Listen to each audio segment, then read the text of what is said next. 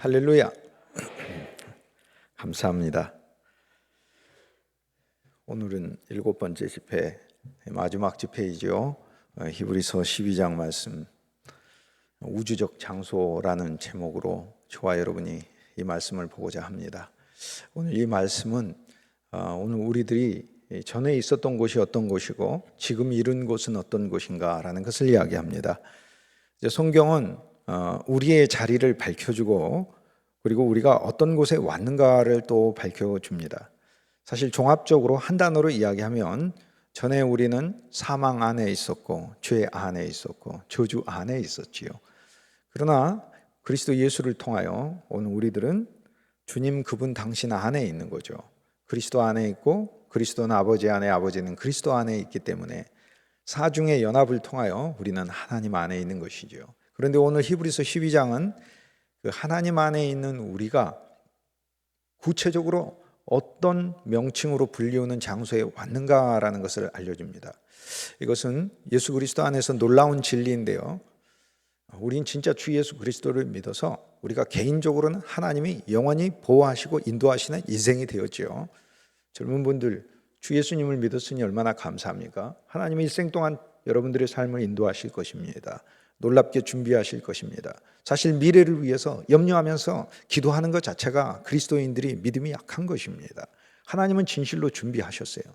우리는 미래를 위해 내게 필요한 것들을 놓고 하나님께 간구하는 것이 아니고 언제나 어떤 순간에서든지 하나님 앞에 믿음의 사람이 그리고 사랑의 사람이 될 수 있도록 주님께 당신의 영을 구하는 것이죠. 이것이 바로 수준 있는 그리스도인의 기도인 것이죠. 하나님은 진실로 우리의 삶을 예비하시고 보살피셔요. 그리스도 예수를 믿었다는 것 하나만으로 말할 수 없는 하나님의 은혜가 언약처럼 부어지게 돼 있어요. 하나님 진짜 인도하셔요. 놀라운 사랑으로 인도하셔요. 진짜 하나님의 사랑을 믿으시자고요. 상상할 수 없는 방법으로 하나님은 우리의 삶에 역사하셔서 그렇게 인도해 가셔요. 우리가 그리스도 예수를 믿어서 성공하는 인생이 이미 보장된 것으로 온 거예요. 예수님을 믿은 것 자체가 성공이에요. 다른 거 성공 아니에요. 그리스도를 믿었다는 것 자체가 성공이에요. 예수님 보아잖아요. 예수님 소유한 것만으로 최고를 소유한 거예요. 다른 어떤 거하고 뭐하고 바꿀 수 있겠어요? 진실로 내 주 예수 그리스도. 초대교회 성도들은 그리스도를 소유했다는 것 때문에 영원한 나라를 사모하면서 이 땅에 있는 재물을 빼앗겨도 하나님 앞에 감사하고 찬송했다고 그러고 핍박과 환난 중에서도 성도는 믿음을 지켰다고 그러잖아요. 우리는 핍박과 환난을 통해서 우리의 재물을 지키는 자가 아니고 우리의 참재물을 지키는 자죠. 우리의 참재물이신 우리 주 예수 그리스도를 지키는 자죠. 여러분, 예수 믿는 것은 그 본질이 우리 주 예수 그리스도 안으로 우리가 더 들어가는 것입니다. 예수를 믿어 하나님 분명히 우리 삶을 복되게 하시거든요. 그러나 그것이 그리스도인의 신앙의 목적은 결코 아닙니다. 하나님은 우리를 축복하시기 위해서 부르신 것이 명백히 맞고 하나님 우리를 축복하셔요. 그리스도인은 이 분명한 확신 속에서 걸어가야 하는 것이에요. 하지만 사실 진짜 최고의 그리스도인의 행복은 예수님과의 사랑입니다. 그것만큼 우리에게 행복이 무엇이 있겠어요? 여러분, 사실 사랑을 해보신 분들은 알죠. 그리고 가정 안에서 여러분의 자녀들과 뜨거운 사랑 안에 있을 때 여러분 무엇이 풍성해서 행복합니까? 그것이 아니잖아요. 작은 거 하나만으로 얼마나 행복한지 모르지요. 저는 제가 인생에서 받은 돈 중에서 제일 귀중한 돈이 하나가 있어요. 여러 돈들을 제가 받아봤는데 별의별 돈들을 다 받아봤어요. 그렇다고 무슨 어마어마하게 많은 돈들을 받았다고 생각하시면 안 되고 어쨌든 많은 돈들을 받아봤어요. 그런데 우리 딸아이가 7살 때 제 생일이라고 봉투에다가 400원 넣어가지고 주더라고요. 제가 용돈 준 거, 걔 돈에 굉장히 민감아이거든요. 본성이 그렇더라고요. 자라면서부터 돈이라는 것에 아주 뜨거운 집착을 보이는 아이거든요. 그런데 걔한테서 400원은 다른 사람의 400원 갖고 같은 거예요. 그런데 아빠 생일이라고 400원을 주는 거예요. 저는 제가 받은 돈 중에 제일 가치 있는 돈 중에 하나였습니다. 언제나 그걸 생각하면 너무나 감사하고 행복하고 그래요. 여러분, 사랑이 우리를 행복하게 하잖아요. 진짜 그리스도인의 신앙의 본질은 예수 그리스도와의 사랑이에요. 예수님 우리를 무한정 사랑하고 계셔요. 오늘 히브리서 12장에서 우리의 진리를 더 밝혀서 히브리서 8장에서는 그리스도 예수가 하늘 성소를 만드셨다. 히브리서 12장에서는 히브리서 9장에서는 그 하늘 성소 안에는 항목을 이제 더 밝히는 거죠. 8장은 하늘 송소에 하나님께서 우리를 초대하시고 인도하셨다. 그리고 히브리서 9장에서는 그 하늘 송소 안에 놀라운 그 기물들, 구약의 성막의 그 기물들을 오늘날 우리 주 예수 그리스도께서 우리들에게 선물하고 계신다라고 이야기하는 것이죠. 구약에 하나님께서 장막을 만드시고 떡상을 두셨어요. 그거 하나님 자랑하려고 만드셨겠어요? 거기 여호와의 집이라고 부르잖아요. 여호와의 집이잖아요. 여호와의 집이면 거기 제사장이 들어가요. 그럼 제사장이 들어가서 매 주일마다, 매 안식일마다 떡 12덩이를, 진설병이라고 부르는 떡 12덩이를 놓아야 되거든요. 이렇게 들어오면 여기가 송소면 이쪽에 진설병이 있고 이쪽에 금등대가 있잖아요. 그럼 빵 12개가 있어요. 그러면 이스라엘 백성들에게 하나님께서 무엇을 말씀하시는 거예요? 우리 집 빵 12개가 있다 자랑하는 것입니까?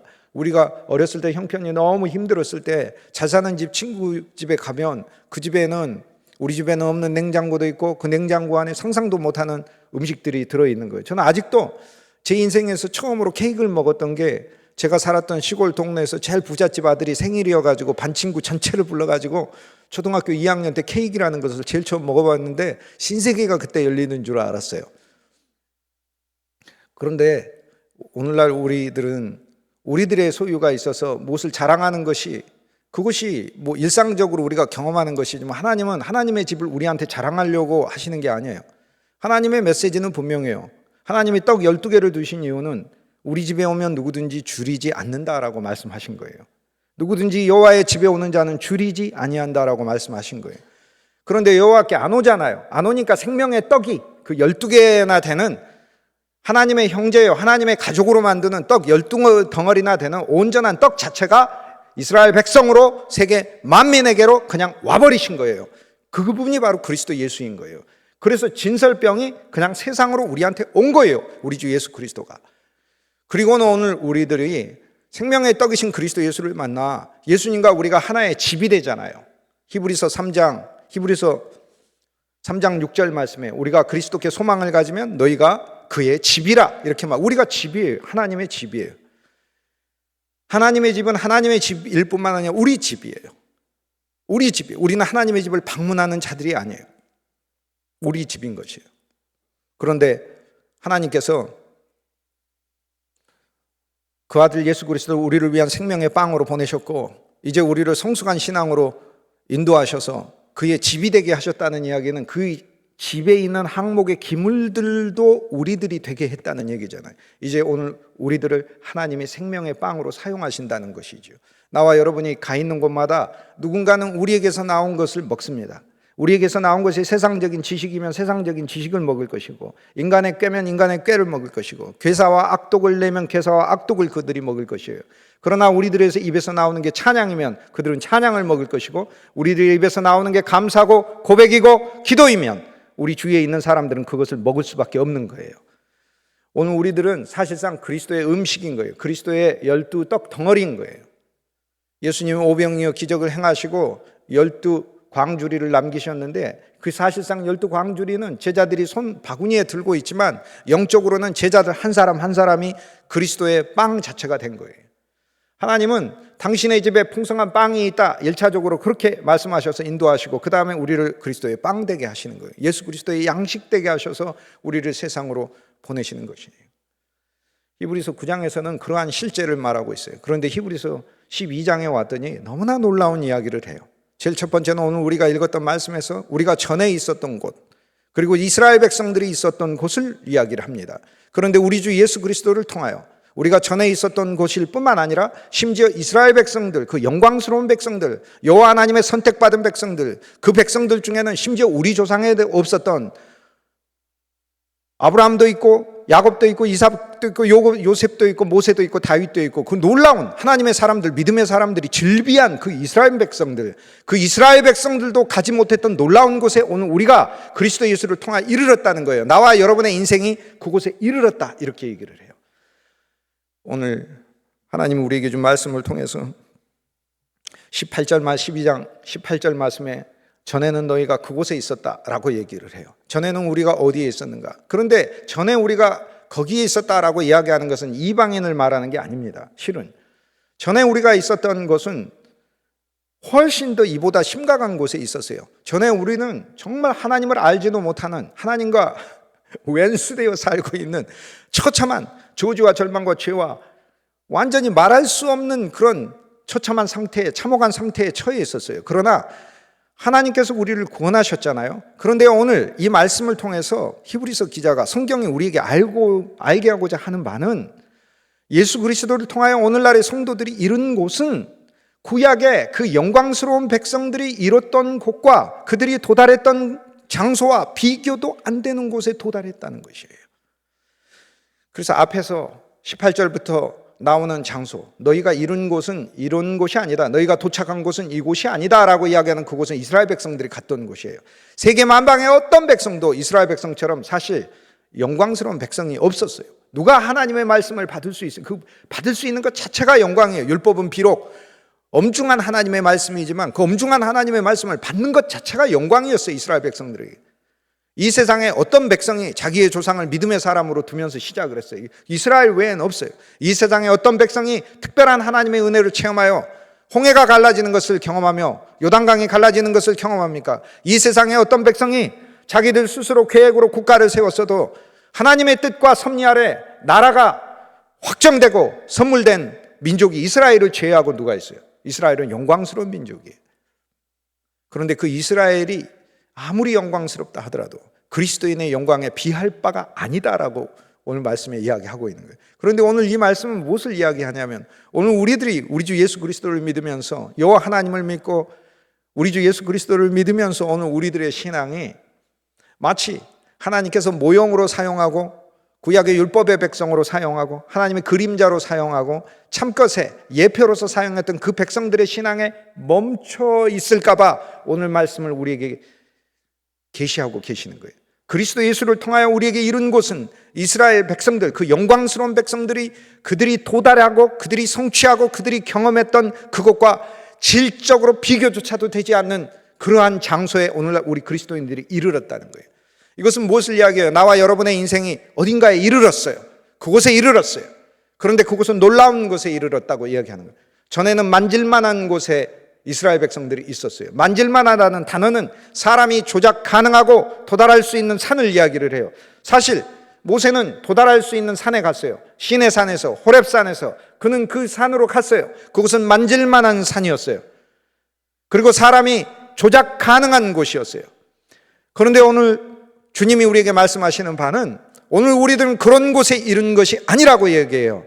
우리들은 만질 수 있는 장소에 온 것이 아니다라는 거예요. 쉽게 얘기해서 오늘 우리들이 그리스도 예수 안에서 도착한 나와 여러분의 인생의 소재지는 이 세상에 누구도 만질 수 없는 하늘의 신령한 장소 위에 와 있다고 얘기하는 거예요. 어떤 사람도 흔들 수 없는 인생의 장소에 저와 여러분이 위치되어 살고 있다는 것을 이야기하는 거예요.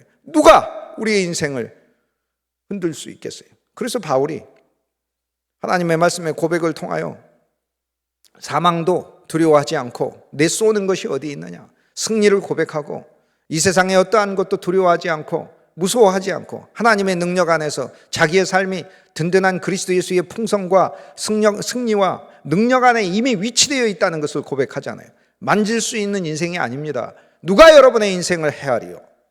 우리 스스로는 자체로 본성적으로 연약해서 넘어질 수밖에 없어요. 스스로는 누가 해하지 않아도 스스로 넘어져요. 그러나 주 예수 그리스도를 통하여 구속함을 받았다는 말이 무슨 뜻이에요? 구속함을 받았다는 말의 본 뜻은 값을 치른 사람의 소유자가 됐다는 것을 이야기해요. 예수의 피를 통해서 사셨다고 얘기를 하잖아요. 나와 여러분의 인생의 주인이 누군 줄 압니까? 우리 주 예수 그리스도예요. 사실상 이 세상에서 우리가 진짜 어이없는 기도를 드리는 것 중에 하나가 있다고 저는 개인적으로 생각을 해요. 그런 기도를 저도 하지만, 저와 여러분이 우리 자녀들을 위해서 기도하지 않습니까? 여러분 자녀들을 위해 기도하죠. 주님 우리 자녀들을 불쌍히 여겨주시고 주님 우리 자녀들을 도와주세요. 막 그렇게 기도하죠. 근데 사실 이걸 아셔야 돼요. 우리가 창세기 22장 영적으로 우리가 체험하게 되면, 창세기 22장에 아브라함이 이삭을 번제로 여호와 하나님께 드렸잖아요. 그래서 사실 나와 여러분의 자녀는 여호와 하나님께 이미 드려진 하나님의 자녀예요. 만세 전에 하나님의 예정하셔서 나와 여러분에게 보냈기 때문에 진짜 소유권은 하나님 아버지께 있어요. 마치 여러분의 자녀가 있는데 옆집에 있는 분들이 여러분의 자녀들을 잘 봐달라고 여러분에게 막 사정하고 그러면 그거 우습잖아요. 여러분의 자녀들을 잘 살펴주세요. 제발 밥도 잘 먹여주시고요. 잘 살펴. 그거 우습잖아요. 모르겠어요. 사회복지사가 와서 그런 임무를 맡은 분이 그렇게 권면하기 위해서 직업상 그렇게 말하는 경우는 있지만, 그러나 그거 우습잖아요. 사실 우리 자녀들은 하나님 소유잖아요. 근데 내가 하나님 보고 우리 자녀들을 잘 보살펴 주세요 이렇게 기도를 해요. 그러니까 하나님 어떻게 생각하시겠어요? 굉장히 좀 이상한 시츄에이션이다 이렇게 얘기를 하는 거죠. 실은 네가 네 자녀를 사랑하는 것보다 몇 천만 배 내가 네 자녀를 사랑한단다. 진실로. 그럼 우리는 우리 자녀들을 위해서 무엇을 기도하는가? 하나님이 우리에게 우리 자녀들을 위임했기 때문에 실은 우리가 좋은 부모가 될 수 있도록 하나님께 기도하는 것이고, 우리를 통한 믿음이 그들에게 분명히 나타날 수 있도록, 왜냐하면 믿음의 역사는 성도들의 기도를 통하여 하나님께서 움직이심으로, 그래서 우리가 우리 자녀들을 위해서 기도하는 것이지, 마치 하나님 우리 자녀들 잘 돌보지 않는데 우리가 하나님께 맡기기 위해서 기도하는 것이 아니다라는 이야기예요.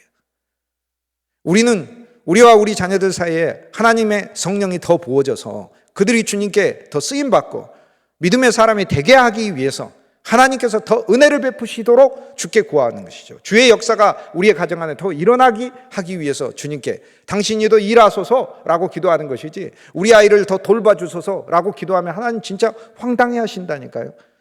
엄밀히 따져보자. 그게 네 아이냐? 넌 살다가 잠깐 갈 인생 아니냐? 네가 죽고 나서도 네 아이는 이 세상에 계속 사는데 진실로 네 자녀들을 누가 돌본다는 말이냐? 라고 하나님 말씀하시는 거예요. 오늘날 그리스도인의 인생은 사람들이 만질 수 있는 인생이 되지 않았어요. 이제 전에는 만질 수 있는 인생이었어요. 누가 건들면 넘어지고 망하게 하고 패배케 할 수도 있는 인생이에요. 너희가 전에는 만질 수 있는 장소에 있었으나 지금은 만질 수 없는 장소가 되었다는 거예요. 그리고 심지어는 오늘 우리가 읽었던 말씀 저 아래로 내려가 보면 오늘 우리들은 진동치 못할 나라를 받았다라고 이야기를 하는 거예요. 진동치 못할 나라를 받았다는 거예요. 흔들리지 않는 나라를 받았다는 거예요. 여러분, 우리 주 예수 그리스도를 통하여 아무도 건들 수 없는 인생이 되었음을 아시고 그리스도인으로서 담대하게 믿음의 길을 걸어가시길 주님의 이름으로 축복합니다. 가끔 우리가 속해 있는 직장에서 우리는 그런 생각이 들 때가 있어요. 우리의 어떤 일상사에서 생사여탈권을 가지고 있는 사람들이 있잖아요. 생사여탈권. 그러나 진실로 생사여탈권은, 예를 들어 나를 직장에 붙이고 직장에 떼고 하고 하는 것은, 그것은 여호와 하나님의 손인 거예요. 하나님이 떼고자 하면은 세상에 누가 붙일 수 있고, 하나님이 붙이고자 하면 세상에 누가 막을 수 있겠어요? 막을 수 없습니다. 여호와 하나님이지. 우리가 사람들에게 잘하는 것은 그리스도께서 우리에게 명령하셔서 겸손하게 섬기라고 해서 그 명령 때문에 잘하는 것이지, 내가 그 잘함으로 인해서 사람들에게 더 인정받아가지고 이곳에서 내 직업이나 어떤 내가 하고 있는 비즈니스나 이런 것이 더 잘되게 하기 위해서 하는 것, 그건 세상적인 목적이죠. 우리 그리스도인들이 사람들에게 더 잘하는 것은, 그것은 내 생사여탈권이, 심지어 나에게 이득을 주는 사람들이 저 사람들이기 때문에 잘하는 것이 아니라 하나님의 명령이기 때문에 잘하는 거예요. 그리고 더 거기서 율법의 명령에서 우리가 조금 더 전진하게 되면 진실로 그리스도의 사랑이 우리 안에서 강권하게 하셔서 우리로 하여금 만인을 섬기고 사랑하는 자로, 요셉의 사역을 만인을 먹이고 만인을 돌보는 자로 하나님이 우리를 사용하시기 때문에 그래서 잘하는 것이지, 그래서 진실로 상사든 아랫사람이든 그리스도의 마음으로 잘하는 것이죠. 내게 유익되게 하기 위해서 잘하는 것이 아닌 것이죠. 그건 세상의 생각인 것이죠. 사람의 인생은 전에는 흔들리는 인생이었어요. 전에는 누가 만질 수 있는 인생이었어요. 오늘 말씀은 만질 수 없는 곳에 왔다고 합니다. 전에는 너희가 어디 있었느냐? 심지어 이스라엘 백성이라 하더라도 그들이 율법 아래서 이르렀던 곳은 불이 붙는 산에 왔어요. 불이 붙는 산인데 이 불이 붙는 산은 무서운 산인 것이죠. 대는 것이죠. 가까이 오지 말라는 것이죠. 성경에서 불은 하나님의 거룩을 상징하니까 나는 너희하고 멀리 떨어져 있다. 이것을 선언하시는 하나님의 놀라운 권위가 느껴지는 곳이죠. 심지어 이스라엘 백성들이라도 하나님과 이 정도의 거리가 있었어요. 이스라엘 백성이 이 정도 거리가 있었어요. 하물며 우리는 외인인데 얼마나 더 큰 거리가 있겠어요. 그런데 그리스도 예수를 통하여 이 거리가 완전히 없어졌다고 얘기하지 않습니까? 우리는 불이 붙는 산에, 그 무서운 산에 온 게 아니에요. 하나님은 오히려 우리를 위해서 사랑의 불을 피우시고 그 사랑의 불가로 우리를 인도하시는데, 성경에 보면 예수 그리스도가 우리를 위해서 사랑의 불을 두 군데 보여주시는데, 하나는 우리가 예수님을 부인하고 배반하고 떠나는 베드로의 모습을 가질 때 모닥불로서 우리 주님은 그곳에서 우리가 춥지 않도록 모닥불을 마련하셔가지고 예수님을 부인하는 베드로가 부인하는 순간에도 베드로가 죽지 않도록 하셨어요. 그게 예수님 사랑이에요. 저 같으면은 우주 만물을 주관하시는 하나님이 예수님이 베드로를 부인하는 그 순간에 그 옆에 빈 구덩이 하나가 나뭇가지로 덮여 있어가지고 예수님 부인하는 순간 헛발을 디뎌가지고 발목이 확 부러지게 해버렸고 그랬을 것 같아요. 그런데 예수님은 그 새벽에 베드로가 추울까봐 누군가로 하여금 모닥불을 피게 하고 예수님을 부인하는 순간에도 따뜻한 모닥불을 쬐면서 하나님의 사랑은요 진짜 놀라워요. 마치 우리 부모님들이 내가 부려워하는 것을 알면서도 마지막 숨을 거두는 순간까지 우리를 사랑하시는 것과 똑같아요. 그런데 하나님 아버지의 사랑은요 진짜 우리 아버지의 사랑, 어머니의 사랑은 말할 수 없이 크잖아요. 그런데 세상의 부모들의 사랑을 다 합쳐도 하나님의 사랑의 발바닥에도 못 따라가요. 진실로 그 크신 하나님의 사랑 우리가 찬송하지 않습니까? 말로 다 형용 못하네. 하늘을 두루마리 삼고 바다를 먹물 삼아도 그 크신 하나님의 사랑 다 기록할 수 없다고 우리가 찬양하잖아요. 그런데 그 찬양의 원가사를 영어로 보면 더 생생해요. 그 크신 하나님의 사랑 다 말로 못하네. 하늘을 두루마리 삼고 바다를 먹물로 삼고 온 세계 나무들을 붓으로 삼고 온 세계 사람들을 필사자로 삼아도 그 사랑을 다 기록 못하네. 이렇게 돼 있어요. 하나님 사랑을 얼마나 작게 생각하는지 이게 그리스도인의 죄예요. 이게 그리스도인의 불신이에요. 진실로 흔들지 못할 나라를 받았고 사람이 손으로 만질 수 없는 인생이 되었어요. 그리고 전에는 그 불이 무서운 불이었으나 우리 주 예수 그리스도 안에서 주님은 우리를 위해 사랑의 불을 피우셔요. 그리고 주님 모닥불을 한 번 더 피워요. 자기를 배신하고 부인하고 떠난 베드로를 위해서. 저 같으면은 베드로가 예수님을 부인하고 막 그럴 때 성경은 사실 부인했다고 그러는데 그 원어를 보면 욕했다는 거예요. 욕했다는 거예요. 제가 강단이니까 우리 한국식 욕으로 버전을 제가 말씀하지 않겠어요. 그러나 여러분이 상상할 수 있는 그 욕을 이 베드로도 했어요. 영어 X자 그런 거 들어가는 욕을 예수님께 했단 말이에요. 그러면 저 같으면 제가 예수님하고 눈이 마주쳤다고 하니까 눈이 마주쳤다고 할 때 저 같으면 너 이 새끼 나중에 너가 이렇게 돼. 예수님은 그게 아니에요. 예수님 만약에 예수님이 눈이 그러했다면 우리는 누군가의 눈이 그렇다면은 인간은 스스로 회개할 수 있는 그런 사람이 아니거든요. 더 악심을 품게 되지. 자기의 죄를 더 감추려고 하는 가인의 본성이 있으니까. 그러나 그 그리스도의 눈은 긍휼의 눈이요 사랑의 눈이요. 예수님의 눈은 그거예요. 베드로야 마음은 원이로되 너 육신이 약하지 않냐. 이미 겟세마네 동산에서 알고 계셔요. 너 나를 부인하고 배신해서라도 너는 지금 살아야 한다. 이게 예수님 뜻이에요. 왜 그래요? 나중에 복음 전하러 다녀야지. 그럼 거기서 베드로가 같이 십자가에 못 박히면 그게 무슨 유익이 있어요? 예수님 뜻은 그것이 아니거든. 그리고 나서 베드로가 다시 고기 잡으러 갔잖아요. 예수님을 만날 면목이 있어요. 그러나 예수님 찾아가지 않습니까? 찾아갔을 때 예수님이 베드로에게 많은 물고기를 잡게 하고 주 예수께서 이미 모닥불을 피워서 거기에다가 물고기를 올려놨어요. 그 물고기는 베드로가 잡은 물고기가 아니에요. 예수님이 잡은 물고기예요. 예수님은 베드로를 위해서 조반을 준비해서 요한복음 21장에 그리고 그 추운 베드로에게 바닷물에 뛰어들어서 수영하고 올라온 베드로에게 모닥불을 따뜻한 불을 선물하시면서 조반을 먹으라라고 말씀하시니 이 얼마나 사랑의 주님이에요. 사랑의 주님. 베드로가 너무 뻔뻔하지 않느냐 그러는데 예수님 방법이 없어요. 방법이 없어요. 예수님 그렇게 하셔야 해요. 왜 그런지 아십니까? 아니 예수님이 12제자를 뽑았는데 도망 안 간 제자가 어디 있어요? 그 중에 한 제자는 예수님 팔았고 한 제자는 예수님을 제일 심하게 욕하고 다른 사람들 다 도망갔다고 성경이 얘기하잖아요. 그러면 어떤 제자가 도망 안 가겠어? 다 도망가지. 근데 도망갔다고 예수님 부활하셔가지고 이놈의 너희들이 내 제자라고? 앞으로 내가 상종을 하지를 않겠다. 하나님의 나라에서 전부 다 떨어져 버려라. 이렇게 저주를 선포하시고 그 다음에 새로운 사람들을 뽑았다고 해보죠. 그럼 그 사람들은 잘할까요? 누군들 잘합니까? 그러면 예수님 또 십자가에 못 박히셔야 되잖아요. 그럼 갈릴리 호수에 가셔가지고 다른 사람 12를 또 뽑아요? 갑과 을이요 달라요. 예수님이 갑이 아니고 베드로가 갑이에요. 예수님이 그렇게 얘기하는 거예요. 3년간 목양을 했는데 지금 베드로가 실족해가지고 주님의 복음을 전하는 놀라운 아름다운 복음 전하는 자의 그리스도의 사도로서 예수 그리스도의 예루살렘 왕국을, 새 예루살렘 왕국을, 영원한 왕국을 짓고자 하는 이 일에서 떨어져 나가려고 하잖아요. 누가 손해? 예수님 손해지. 그래서 예수님의 말씀은 요한복음 21장 말씀은 그런 얘기예요. 베드로에게 와서, 야 베드로야, 사람이 살다가 보면 네가 나 욕할 때도 있고 그런 것이지 왜 그 마음을 그렇게 갖느냐. 다시 돌아와라. 주님 그렇게, 그래서 너 나 사랑하지 않느냐라고 얘기하는 거예요. 누가 갑이에요?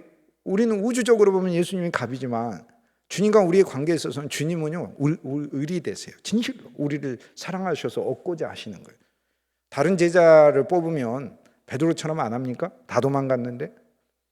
그럼 예수님 또 3년을 또 목양을 하셔야 돼요? 예수님 실패 아닙니까? 예수님 그래서 베드로에게 그렇게 말씀하세요. 야, 사람이 살다 보면 뭐 네가 나 욕할 수도 있고 그런 것이지 뭘 그걸 가지고 그러냐. 다시 시작하자. 다시. 아무 힘 없냐? 염려하지 마라. 내가 하나님의 영을 부어주겠다. 너 나 사랑하지 않냐? 나도 너 사랑한다. 이야기하시고 주님의 미래에 대한 비전도 다 말씀하셨어요. 저 사람은 어떻게 되냐? 야, 다른 사람 신경 쓰지 마. 나만 보고 따라와. 라고 주님 말씀하셨어요. 이게 그리스도의 마음이에요.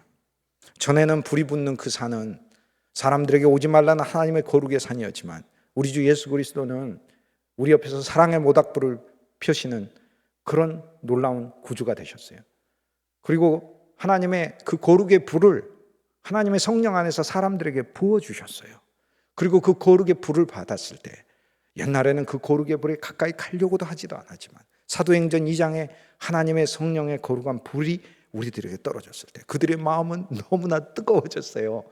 사랑으로 가득해졌어요. 담대함으로 충만해졌어요. 세상에 보이지 않게 됐어요. 죽음도 겁나지 않게 됐어요. 이 세상에 물질과 명예와 권력을 가진 사람이 더 이상 부럽지 않게 됐어요.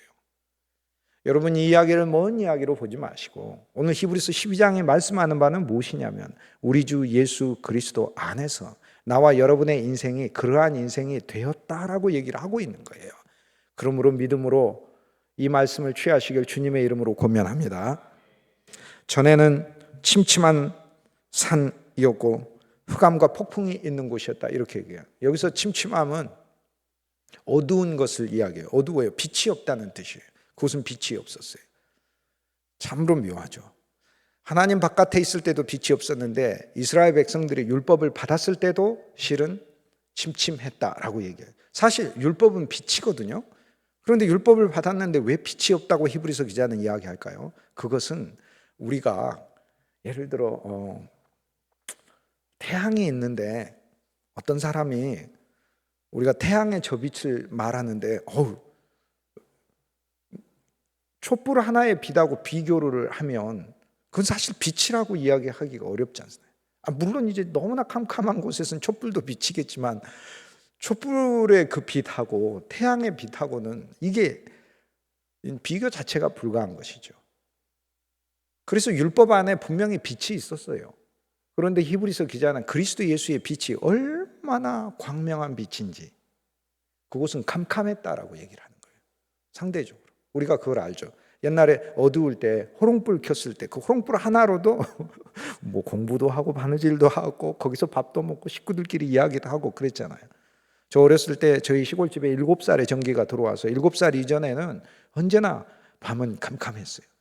밤 되면 캄캄했어요. 가로등이 어디 있어요. 그래서 제일 힘든 게 뭐였냐면 저녁 예배 갈 때가 제일 힘들었어요.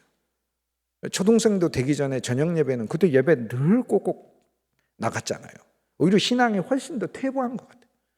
근데 저녁 예배 갈 때 옛날엔 가로등이 없고 시골에 논길을 이렇게 걸어가니까 안 보이잖아요. 가다가 보면 얼마나 넘어지고 빠지고 뭐 그러는지. 그리고 그 TV에서 그 전설의 고향인가 뭐 이런 거 하고 그러면 뭐 무섭잖아요. 그러니까 걸어가다가 깜깜하면 무섭다 이 말이에요.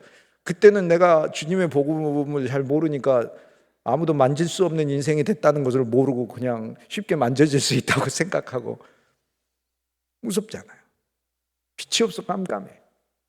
그 호롱불 하나도 그래도 있으면은 빛이었잖아. 그러나 환한 빛이 7살 때 전기가 돌아가지고 전구를 달아서 방 안에 하나, 부엌에 하나 아버지가 이렇게 달아놓으셔서 빛이 처음 켜진 날을 그 어린 나이에도 제가 다 기억을 하는데 이야 이게 엄청난 빛이에요. 그런데 만약에 여기 이렇게 많은 조명이 있잖아요. 그런데 여기 조명이 있는데 딱 빛 여기 하나 저기 하나 두 개 있다고 해보세요. 진짜 어두울 거예요. 바로 그 어두움이에요. 그리스도의 율법 아래는 그렇게 어두웠다는 거예요. 비록 그 율법을 이스라엘 백성들이 받아서 이스라엘 백성들이 영광의 백성이었다 할지라도, 그리고 그 빛은 아예 빛조차 없는 외인들하고는, 이방인들하고는 비교도 안 되는 상태에 있는 것을 가르쳤지만, 우리 주 예수 그리스도 안에서는 지금 이방이나 외인들과 비교하고 있는, 죄인과 비교하고 있는 게 아니에요. 하나님의 영광을 받은 이스라엘 율법의 백성과 비교하고 있는 것이에요. 그런데 오늘 안타깝게도 많은 그리스도인들이 율법에 매여서 율법을 받은 그리스도인들처럼 생활하고 있어요. 우리는 주 예수의 새 생명을 얻었을 뿐 아니라 하늘 송소에 이르렀고 여러분의 위치가 승천 안에 있는 것이고, 그런데 오늘 히브리서 12장은 더 밝혀준다니까요. 나와 여러분의 인생이 그런 인생이 되었다고. 이제는 어두운 인생이 아니라는 거예요. 광명한 빛이 있어요. 이 빛이 얼마나 밝은지, 그럼 태양빛 정도 될까? 이 빛이 아무리 밝아도 태양빛보다 밝겠습니까? 비교할 수도 없죠. 태양은 그 큰 지구뿐 아니라 태양계 전체를 다 비추잖아요. 그런데 계시록 21장에 보면 그곳은 우주 천체에 있는 그런 빛도 없대요. 근데 환하대요. 왜 그러겠어요? 그곳에는 모든 우주에 있는 모든 빛을 다 합쳐도 그 빛은 다 형상이잖아요. 실제로부터 나오는 표현일 뿐이잖아요. 참빛인 빛 자체이신 하나님으로부터 나오는 것들 뿐이기 때문에 새 예루살렘, 우리 모든 성도들이 들어간 영원한 천국, 그곳에는 하나님 그분 자신이 빛이기 때문에 그곳에는 저런 태양빛조차도 어두운 빛이에요. 그거는 어두운 빛이에요. 우리는 그 정도로 광명한 인생을 이미 부분적으로 누리는 인생이 되었다는 거예요. 이제 시간의 삶을 우리가 종결하고 하나님의 품 안에 들어가면 그 광명한 세계의 그 광명 자체의 실제를 알겠지만, 성경은 이 광명이 먼 미래에 나중에 우리에게 약속되었다, 예고되었다 이렇게 얘기하고 있지 않고 이미 그리스도 예수 안에서 우리에게 이미 선물되었고 오늘 우리들은 이 광명한 인생에 참여하고 있다라고 얘기하는 거예요. 여러분 인생, 여러분도 어둡다고 이야기하지 마세요. 마음은 어두울 수 있어요. 그러나 여러분 인생은 밝은 빛 아래에 있음을 믿으시길 주님의 이름으로 축복합니다. 이게 바로 침침함이에요. 그리고 여기 나오는 흑암이라는 것은 완전히 암흑의 물질로 가득 차 있는 것을 가리켜요. 그래서 그 안에 빛이 없는 흑암뿐 아니라 그 자체가 완전히 암흑의 물질 자체로 꽉 차 있는 것을 가리켜요. 흑암. 율법은 아무리 그 안에 있어도 하나님의 본질과 비밀을 알 수가 없어요. 그러나 그리스도 예수를 우리가 더 누리게 되면 신비하게도 하나님은 그분 당신 자신에 대해서 더 계시하셔요. 구주 예수를 더 알게 하시는 거예요. 그래서 오늘날 우리가 부르는 찬송이 내 평생의 소원, 대속해 주신 예수를 더 알기 원하네. 내 평생의 소원, 예수 더 알기 원한다라고. 내 평생의 소원이라고 그러잖아요. 근데 그 찬송을 우리가 부를 때 저는 가끔 생각했어요. 내 평생의 소원. 오랫동안 저한테는 평생의 소원이 아니었어요. 예수 더 알기 원하네. 그럼 가끔 예수님은 알 필요가 있어. 이렇게 생각을 했어요. 그런데 그 찬송은 뭐라고 얘기하는 거예요? 내 평생의 소원, 내 평생의 소원. 대속해 주신 구주를 더 알기 원하네. 대속해 주신 구주의 그 은혜를 더 알기를 원하네. 그 사랑을 더 알기를 원하네. 그분 자체를 더 알기를 원하네. 빌립보 3장에 바울이 전에 내게 좋던 모든 것을 해로 여기고 그리스도 예수를 얻고 그리스도 예수 안에서 발견되고 그리스도 예수를 아는 지식을 가장 고상한 것으로 여기고 그리스도 예수의 고난에 참여하는 자가 되고 그리스도 예수의 더 나은 부활에 나아가기를 원한다라고 고백하잖아요. 사실 진실로 예수님이 기쁨이기 때문에 그래요. 많은 사람들이 예수님만을 위한 인생, 그러면 어떤 막 엄청난 결단을 이야기하는데 그게 아니라 실제 유익이 어마어마하기 때문에 그래요. 우주적이기가. 예수님은 은혜요, 예수님 생명이에요, 예수님은 긍휼이에요, 예수님 사랑이에요, 예수님 빛이잖아요. 예수님 하나님이시고 예수님 통치자이시고 예수님 평강이시고, 그래서 그리스도를 안다는 것은 그 모든 실제를 더 갖게 되는 것을 의미를 하는 거잖아요. 그러니까 예수 그리스도를 더 아는 것, 이것이 기독교인 것이죠. 그리스도를 알아가는 것. 전에 우리는 진짜 암흑의 물질로 가득한 인생이었어요. 그러나 구주 예수 그리스도가 이제는 더 이상 그게 아니라고 합니다. 전에는 폭풍이었어요. 흔들었어요. 우리 인생의 배를 이렇게 흔들고 저렇게 흔들었어요. 비록 그곳에 구주가 있어도 구주의 능력을 모른 채 주여 우리가 죽게 됐나이다. 주님을 깨우는 거예요. 마가복음 4장에 예수님이 제자 훈련을 가장 처음 시키신 것이 배를 타게 하시는 것이었어요. 인생의 배, 인생의 배의 첫 번째 제자 훈련의 항목. 인생의 배에 어떤 고난이 온다 하더라도 그 배에 그리스도가 타고 있음을 명심하라. 그게 제자 훈련의 첫 번째 교훈인 거예요. 왜냐하면 제자를 뽑아가지고 예수님이 처음으로 하신 게 마가복음 4장에 비유를 말씀하시고 그 다음에 훈련이라고 교육을 먼저 하고 그 다음 본격적인 훈련 프로그램은 배를 타고 거라사 광인이 있는 곳으로 갈릴리 호수를 건너셨기 때문에 그래요. 건너는 과정에 바람과 파도와 광풍이 일매 제자들이 배에서 무서워하여 고물을 베개 삼아 주무시는 그리스도를 깨웠다고 얘기하잖아요. 배의 고물은요, 배가 두 쪽이 이렇게 붙여지는 장소예요. 거기에 예수님이 머리를 베고 계신다니까. 바람과 파도가 와서 배를 부수면은요, 붙여진 곳이 제일 약하기 때문에 그것부터 깨져요. 그럼 누구 머리부터 깨지는 거예요? 그게 예수님 머리부터 깨지는 거예요. 그런데 그리스도가 그곳에 머리를 베고 주무신다고 얘기하잖아요. 그러니 그 배가 깨질 수가 없는 배가 되겠죠. 그래서 예수께서 그 배에 고물을 베고 주무시니라. 결코 깨질 수 없는 배라는 거예요. 나눠질 수 없는 배라는 거예요. 그게 우리 인생이 그렇게 되었다는 거예요. 폭풍이 와도 상관이 없어요. 이제는 그 폭풍 사이를 걸어가는 것이에요. 전에는 나팔 소리였어요. 하나님 우리를 소집하는 소리였어요. 그 소리는 때로 엄청나고 무서운 소리였어요. 그 소리는 오늘 우리들에게 회개하라 회개하라 그런 소리였어요. 나팔은 여러 곳에서 울려 퍼졌으니까 외적이 침공할 때도 나팔이 있어요. 두렵다. 대속죄일이라고 해서도 나팔을 불었어요. 너희들 죄인이야. 다 엎드려. 그런데 이 나팔 소리가 옛 것이라고 이야기를 하네요. 왜 그렇습니까? 우린 나팔 소리가 아니고 찬송 소리이기 때문에 그래요. 전에 하나님이 우리를 소집하는 소리였다면 오늘 우리들은 그런 소리들 가운데 사는 게 아니라 우리가 하나님을 찬송하는 자들이 되었다는 거예요. 에베소서 1장 12절에 여호와 하나님은 우리를 선택하신 창조의 목적이 나와요. 우리를 영광의 찬송이 되게 하려 함이라라는 거예요. 그 문맥이 약간 이상하고 어색한데 진짜 놀라운 기절이에요. 우리로 영광의 찬송을 올리기 위함이라가 아니라 우리라는 사람 자체가 영광의 찬송 그 자체가 되게 하려 함이라라는 거예요. 어떤 사람이 어떤 운동을 정말 좋아하면 그 사람은 그 운동 자체라고 얘기해요. 어떤 사람은 축구를 정말 좋아하면 저 사람은 축구야. 어떤 사람은 골프를 정말 좋아하면 저 사람은 골프야. 어떤 사람이 어떤 게임을 정말 저 사람은 게임이야 이렇게 말을 할 수 있겠죠. 우리는 찬송하는 사람이 아니라 찬송 자체가 돼야 된다고 얘기를 하는 거예요. 찬송 자체가 돼야 된다. 전에 하나님은 나팔 소리로 우리를 대해서 부르면 오고 가고 하는 거. 우리는 오히려 지성소에 들어가 여호와 하나님과 그 사랑을 누리며 어느 곳에서나 폭풍이 불어도 찬송 소리를 낼 수 있는 사람이 되었다는 거예요. 하나님이 기뻐 받으시는 존재가 되었다는 거예요. 찬송할 수 있는 영광이 얼마나 엄청난 영광인 줄 압니까? 찬송을 아무나 부르고 하나님께 올린다고 하나님 받아줍니까? 그리스도 예수의 보혈의 공로를 통하여 대속함을 받아 새 사람이 되었기 때문에 나팔 소리로 엎드려야 될 존재가 하나님을 영광스럽게 찬송하는 존재가 된 것 아닙니까? 찬송할 수 있게 된 것 자체가 영광이라니까요. 예배할 수 있게 된 것 자체가 영광이라니까요.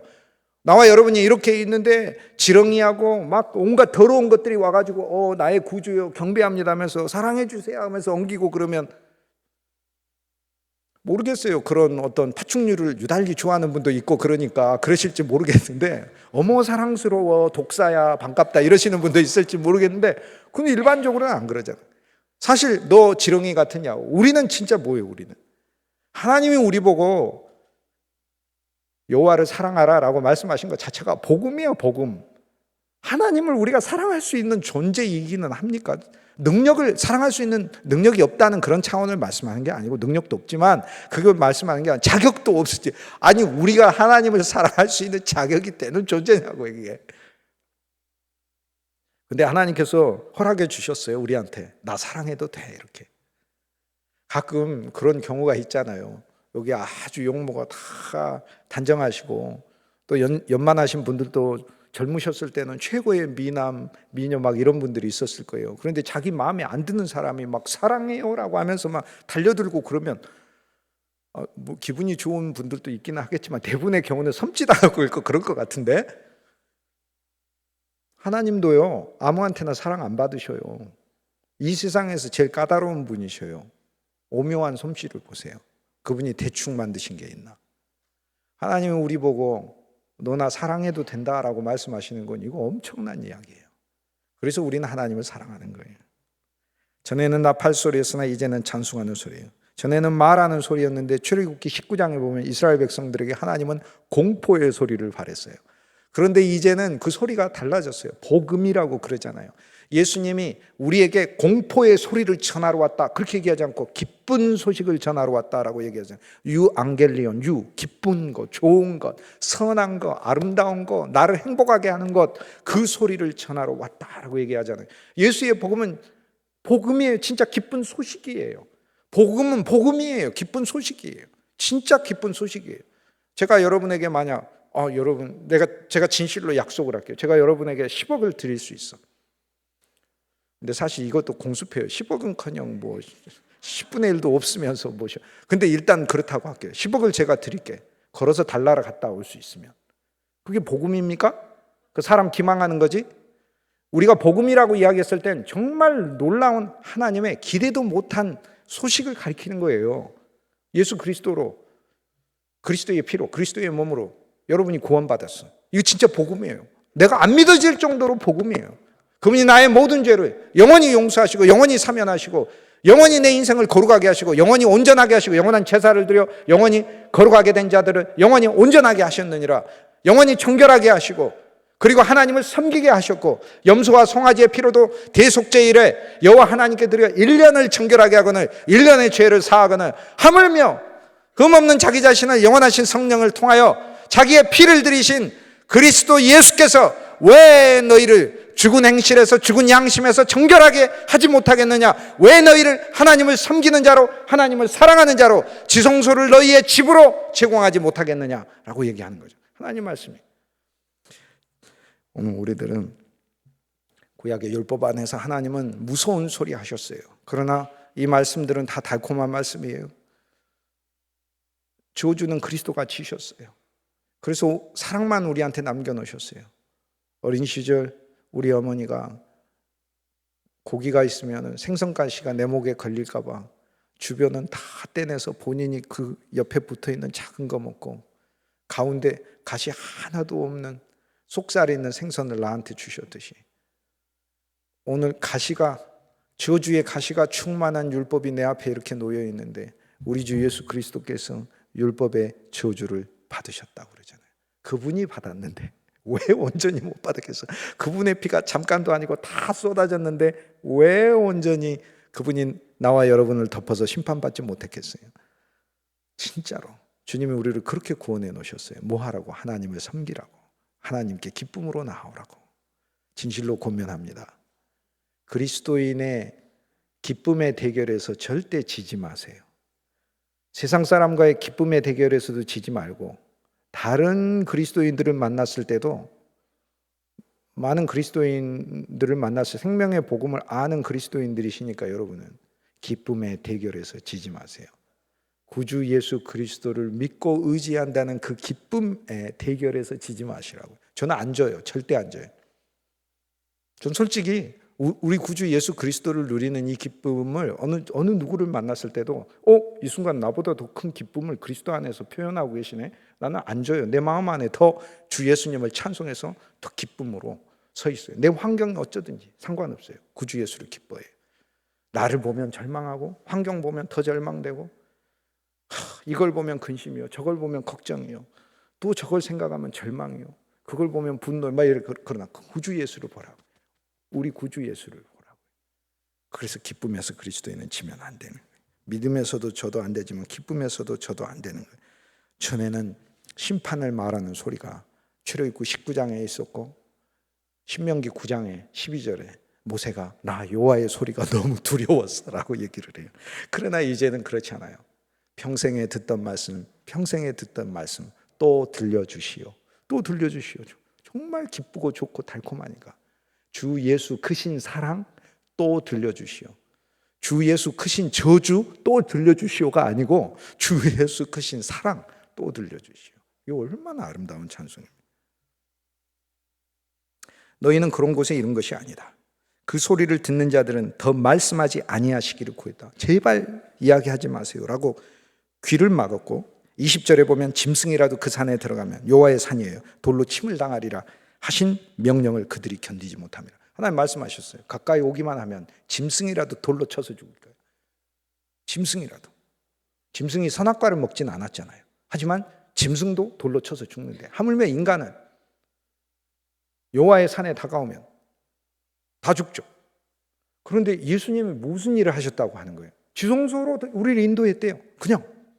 그리고 나서는 우리 보고 우리에게 예수님이 우리를 인도에 가면 우리는 그렇게 얘기할 수 있죠. 거기가 예수님 집이니까. 누군가 우리 친구가 자기 집에 나를 데려가면 안방에 들어와 그럼 여기 들어가도 그럼 우리 집인데 들어와도 되지. 그럼 걔는 걔 집이니까 편하게 들어가죠. 하지만 우리는 쭈뼛쭈뼛하면서 들어갈 수밖에 없는 거죠. 이거 아빠가 좋아하는 도자기야. 만져봐. 이 도자기 예쁘다. 그거 고려 청자래. 그냥 만져봐. 뭐 이렇게. 그런데 예수님이 우리를 자기 집 자랑하려고 드리겠어요? 우리가 그의 집이고, 우리가 예수님이 사는 집이고, 예수님과 우리는 연합되었고, 예수님이 오셔서 야 여기가 너희 새 집이야 라고 얘기하시는 거예요. 지성소 여기 새 집이야. 아버지와 나의 사랑의 관계가 아버지가 나를 사랑하시는 것처럼 너희들을 진짜 똑같이 사랑한다는 것을 내가 알았으면 좋겠어 라고 말씀하면서 여기가 너희 집이야 라는 거예요. 하나님의 집은 우리 집이에요. 하나님의 집은 여러분의 집이고 나의 집인 거예요. 전에는 더 말씀하지 않기를 구했고 거기 들어가면 죽는 거 아니야 그랬는데 그리스도 예수가 죽으셨잖아요. 우리를 위해 죽으셨잖아요. 그러니 왜 우리에게 죽음이 있어요? 나를 믿는 자는 죽어도 살겠고 살아서 믿는 자는 영원히 죽지 아니하리니 너희가 이것을 믿느냐라고 얘기하죠. 이미 부활을 가졌고 이미 생명을 가졌어요. 22절에 그러나 너희가 이른 곳은, 이제 우리가 이른 곳에 대한 항목을 더 구체적으로 말합니다. 시온산에 이르렀대요. 여기 시온산은 다윗의 궁궐이 있는 곳이에요. 쉽게 얘기해서 하나님의 보좌와 통치가 있는 곳에 이르러서 오늘 아무도 만지지 못하는 인생만 된 게 아니라 하나님이 통치하는 인생이 됐다는 거예요. 이스라엘에 가면 산이 2개가 있는데, 산이 여러 개가 있는데 대표적인 산이 예루살렘 성전이 있는 모리아산과 그 아래에 다윗의 왕궁이 있는 시온산이에요. 그래서 모리아산은 성전이 있고 시온산은 다윗의 보좌가 있는 거예요. 그래서 우리가 시온으로 돌아가자 했을 때 하나님의 통치 안으로 다시 돌아가자라는 말이 되는 거예요. 우리가 모리아로 가자 했을 때 하나님을 예배하는 자가 되자라고 얘기하는 거예요. 여호와의 성산이요 그랬을 때는 그것은 모리아산을 가리키고 여호와의 보좌요 라고 했을 때는 눈에 보이는 것으로 말을 하자면 그건 시온산을 가리킵니다. 오늘 우리는 그리스도 예수를 통하여 진짜 시온산에 이르렀다고 얘기하잖아요. 여러분의 자리가 시온산이에요. 여러분의 인생 자체가 시온산에 이르렀대요. 여러분의 가정이 시온산에 이르렀대요. 시온산 위에 세워졌대요. 이 아름다운 그리스도의 교회가 시온산이라고 주님이 말씀하고 계시는 거예요. 하나님이 통치하는 장소라고 얘기하고 그곳에 그리스도를 통하여 이르렀다는 거예요. 그리고 새 예루살렘에 이르렀다는 거예요. 하나님의 수도에 이르렀다는 거예요. 세계에서 가장 여호와 하나님의 영광스러운 성소가 있는 장소 아니에요.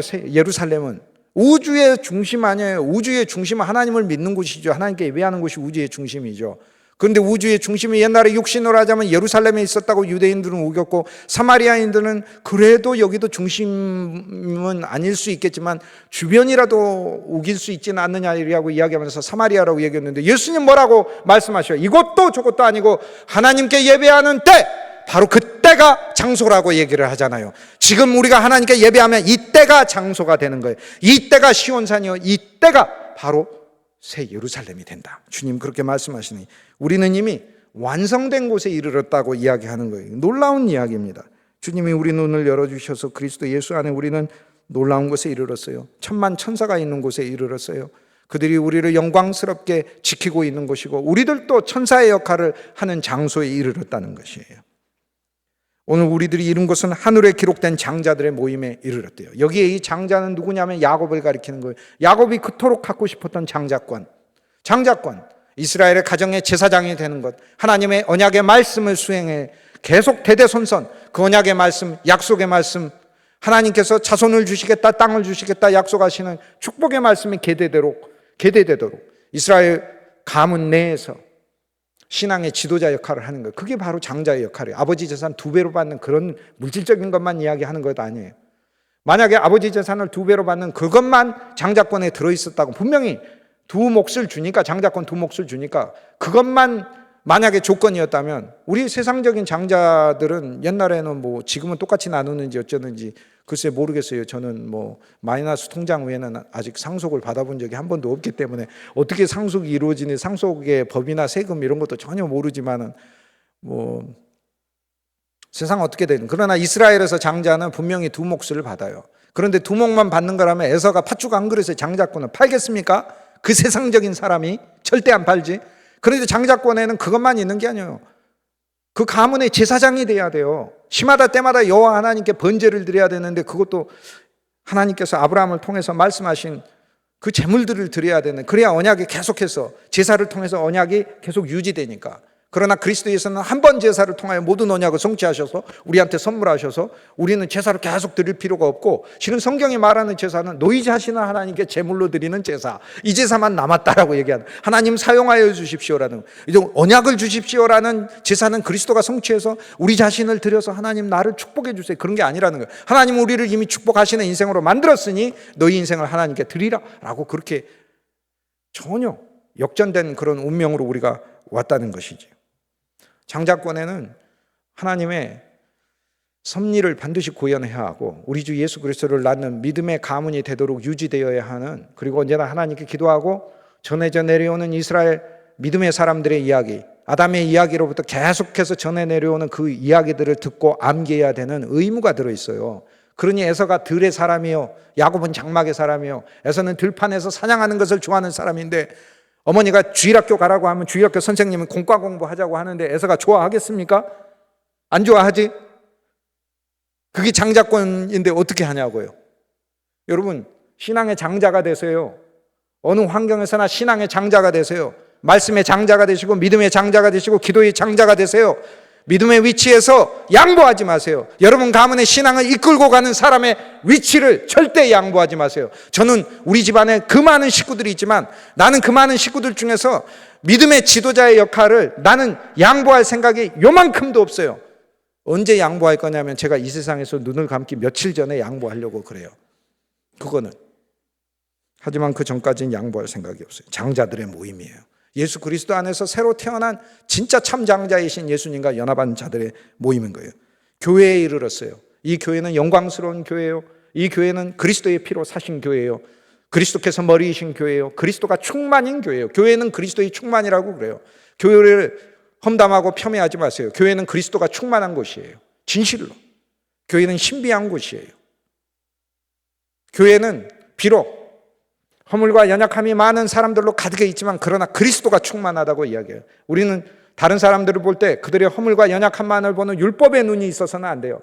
우리는 갈라디아서 2장 20절을 적용하여 나에게만이 아니라 상대에게도 적용할 수 있는 눈이 있어야 하는 것이에요. 내가 그리스도 예수와 함께 십자가에 못 박혔나니 그런즉 내가 산 것 아니요 이제는 내가 산 것 아니요 내 안에 그리스도께서 사신 것이라. 그게 그리스도가 일으키신 사실 아니에요? 고백이 아니라고 해요. 사실이라고 해요. 십자가에서 진짜 일어난 일이라고 해요. 그러면 예수님이 내 안에도 사시면 형제의 심령 안에도 그리스도는 사신 거예요.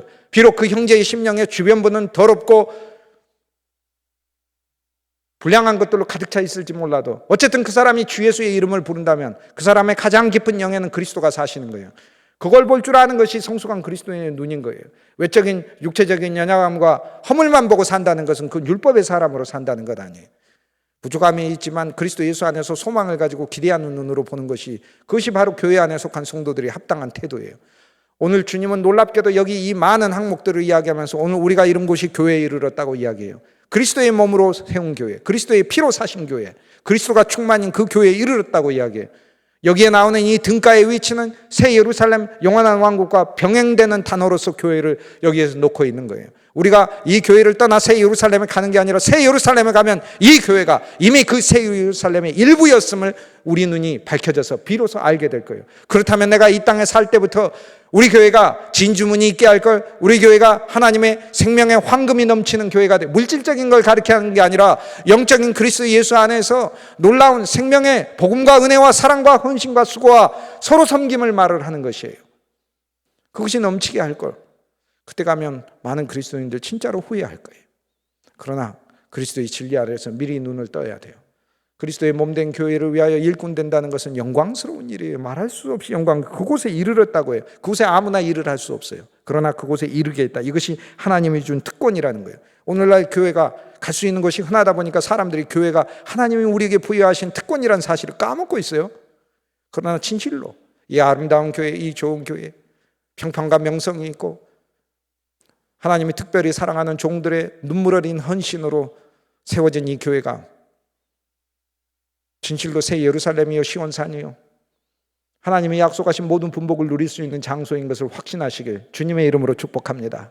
부디 그리스도의 몸된 교회에 거치는 자가 되지 말고 이 교회에 진실로 언제나 마음을 낮게 가져서 하나님의 일을 위한 자가 되고 자기의 고집과 의견과 판단 그것을 뛰어넘어서 역사하시는 성령을 인정하세요. 베드로는 성령 충만했지만 주님이 계속 그의 생각대로 바꿔나갔어요. 성령 충만했어요. 베드로가 충만했는데 하나님이 하늘에서 보자기를 내려주면 먹으라고 그러잖아요. 그럼 못 먹겠다고 그래서 성령 충만한 베드로가 여호와 하나님이 말씀하시는데 못 먹겠대요. 우리 주 예수 그리스도가 하늘에서 보자기를 내려주면서 땅에 기는 것들을 먹으라고 하니까 그 율법에 의하면 못 먹는다고 그래요. 율법보다도 더 높은 그리스도의 계명이 나오는데도 아직도 여전히 율법 아래 성령 충만한데도 매여 있는 것을 볼 수 있어요. 신앙에 정말로 좋고 헌신하는 분들이 있지만 아직도 자기 관념과 고집 안에서 하나님의 일을 수행하려고 하는 분들이 있어요. 그러나 하나님의 성령을 믿는다는 게 뭐겠어요? 오늘 우리들이 생각하는 바, 우리들이 계획하는 바를 뛰어넘어서 하나님의 역사한다는 것을 진짜 믿으면서 일해야 된다는 것을 가르쳐 주잖아요. 그리고 성령 안에서 일한다는 건 뭐예요? 자기 육체의 기질대로 일하는 게 아니라 자기 안에 오신 하나님의 영을 따라 일을 한다는 것을 말을 하잖아요. 그러므로 사람으로 타고난 육체로 천연적인 것으로 말하는 습관을 버려야 합니다. 그것이 나올 수밖에 없지만 그러나 최대한 줄어들도록 그리스도 예수의 사랑과 은혜를 더 알아가야 됩니다. 예수님을 더 알고 배워가면 그런 기질들은 저절로 점점 처리되게 되어 있습니다. 만민의 심판자이신 하나님께 이르렀대요. 하나님 판단하셔요. 억울한 일 당하더라도 주님이 판단하시니까 심판하시니까 우리는 너무 좋아요. 그리스도 여기 심판이란 무서운 것만 말하는 게 아니라 판정을 내려준다는 것을 이야기해요. 눈물 어린 헌신을 했잖아요. 하나님 판정해 주셔요. 진짜로. 너의 수고를 안다라고. 예루살렘 성전이 어디다 세워졌나요? 다윗이 성전 터를 지을 때 성전의 물망이 경치가 좋은 것, 주변에 외적으로부터 막아내기가 좋은 것, 방어가 용이한 것 그런 거 고르지 않았어요. 물자를 대기가 좋은 것 그런 거 고르지 않았어요. 산세가 아주 뛰어나가지고 많은 사람들이 절경 그런 거 고르지 않았어요. 하나님이 정해줬어요. 다윗이 정하지 않았어요. 다른 모든 물목들은 다윗이 정할 수 있었지만 그리고 나중에 솔로몬이 실제 건축을 할 때 건축의 재료들도 솔로몬이 자유로 결정할 수 있었지만 적어도 성전의 장소만큼 하나님이 딱 정해줬어요. 어디다 지으라고 했어요. 아브라함이 이삭을 바친 곳에 지으라고 했잖아요. 아브라함이 이삭을 바친 것은 지금부터 4,000년 전, 다윗이 성전을 세운 건 지금부터 3,000년 전, 하나님은 1,000년이 지나 아브라함 이삭을 바친 그 헌신을 기억하고 그 자리에다가 성전을 지으라고 하는 거예요. 실제 하나님의 성전은 모든 성전은 그런 자리에 세워졌어요. 아브라함 이삭을 바친 곳에 세워졌어요. 우리 믿음의 조상이 우리를 바친 곳에 자기 아들을 바친 곳에 여호와 하나님의 거룩한 성전이 세계에 있는 모든 성전이 바로 그 자리에 영적으로 세워져 있는 거예요. 하나님이 당신의 아들을 바치셨어요. 우리를 위한 제물로 주셨어요. 우리는 그 자리에 오늘 우리들 자신들이 서서 예배하는 거예요. 그래서 오늘 우리를 이삭으로 초대하고 계시는 이삭이 우리의 이름이 되게 하셔서 하나님 우리를 받기를 원하시는 거예요. 오늘 우리들은 온전하게 된 의인의 영들에 이르렀어요. 그리스도가 온전하게 하셨다니까 진실로 믿도록 하세요. 여러분의 허물과 나의 연약함과 나의 어그러짐과 이게 명백히 눈으로 보이죠. 왜 안 보이겠어요? 보이죠. 보이는데 말씀은 온전하게 됐다고 얘기를 해요. 그리고 의인이라고 얘기를 해요. 죄인이지만 의인이라고 얘기를 해요. 우리의 경험으로는 분명히 내가 죄가 엄청나게 많지만 그렇지만 하나님은 나에게 선포하고 계셔요. 의인이라고. 왜? 이 주 예수의 피를 보고 계시니까. 피는 내가 볼 수는 없지만 주님은 보잖아요. 내 안에 뿌려져서. 그래서 의인이라고 얘기를 해요. 실제 성도들은 서로를 존중하고 존경해야 돼요. 육신적인 허물만 보고 험담하는 수준에 그쳐서는 안 되는 것입니다. 새 언약의 중보자이신 예수와 아벨의 피보다 더 나은 것을 말하는 뿌린 피에 왔다고 해요. 새 언약을 주시는 우리 주 예수 그리스도예요. 축복의 언약, 은혜의 언약, 아브라함에게 주신 복, 이삭과 야곱에게 주신 복을 다 합쳐서 그것을 주고자 하시는 우리 주 예수 그리스도를 우리가 만났다는 거. 그러니 인생이 어찌 실패하겠어요. 주님을 진짜 오해하지 마시자고요. 정말 오해하지 마시고. 너무 오랫동안 주님을 오해했어요. 너무나 사랑스럽고 좋은 주님을 오해했어요. 은혜의 주님을 오해했어요. 내가 부족함에도 나를 사용하여 주시고 내가 허물과 연약함이 있음에도 불구하고 나에게 한량없는 은혜를 베푸셔서 하나님의 뜻을 이루어내시는 그분의 사랑을 진짜 오해를 했어요. 아무것도 없는 데서, 자랑할 것이 없는 데서 주님은 심으셨고 그 심은 것이 자라나게 하셨고 그 위에 풍성한 열매가 맺도록 인도하시는 그 하나님의 사랑을 오해했어요. 여러분, 오해하지 마세요. 하나님의 사랑은 진짜로 살아있어서 여러분에게 역사하는 것이에요. 우리는 예수께 이르렀대요. 그리고 아벨의 피보다 더 낮게 말하는 피에 이르렀대요. 예수의 피에 이르렀는데 아벨의 피보다 더 낮게 말한대요. 아벨의 피가 어떤 피인 줄 압니까? 가인이 죽였잖아요. 아벨의 피가 신원하느니라. 그게 아벨의 피가 여호와 하나님께 뭐라고 얘기했어요? 형이 나를 죽였어요. 하나님이 형을 가만두시겠습니까? 그렇게 하는 게 아니라 아벨의 피보다 더 낮게 말하는 피라고, 예수의 피라고 그래요. 예수의 피가 피 흘리시면서 니들 십자가의 고난 끝나고 나면 내 입에서 불을 토해가지고 다 살라버리거든. 그렇게 하신 피가 아니잖아요. 아버지여 저들의 죄를 용서하옵소서죠. 그게 예수님 기도 아닙니까? 아벨의 피는 예수님의 피가 반대되는 피가 아니라 아벨의 피가 말했던 것, 그것을 예수의 피는 더 확장해서 말했다라고 얘기해요. 아벨은 뭐라고 얘기를 했을까요? 아벨이 피가 땅에서 여호와 하나님께, 여호와 하나님 내 형 가인을 용서해 주소서라고 하나님께 신원했어요. 내가 대신 죽었지 않습니까? 그의 죄에 대한 죽음을 나의 죽음으로 삼아 주십시오 라고 얘기를 한 거예요. 그래서 하나님은 가인을 그냥 가만두고 싶지 않았지만 어쩔 수 없어요. 아벨의 피가 신원을 해서 그래서 표를 주신 거예요. 하나님의 가인에 대한 사랑도 당연히 들어있는 거죠. 오늘 우리는 이렇듯 우리를 보호하시는 예수의 피가, 살아있는 피가 있는 곳에 이르렀다는 그런 인생이 되었다는 거예요. 여러분, 나와 여러분이 이 놀라운 복음 안에 있는 게 얼마나 감사한지요. 우리는 이 영광스러운 자리에 와 있습니다. 일생 살아가면서 우리 주 예수 그리스도께 나와 여러분의 인생이 아름다운 열매가 되고 향기가 되고 증인이 되고 주님의 신실한 증거가 될 수 있길 주님의 이름으로 축복합니다. 우리 찬송하시겠습니다. 찬송으로 보답할 수 없는 큰 사랑 40장 찬송합니다. 박수하며 찬송합니다. 찬송으로 보답할 수 없는 주님께 영광 할렐루야. 형제 자매 모두 함께 모여 찬송해. 주님께 영광 할렐루야.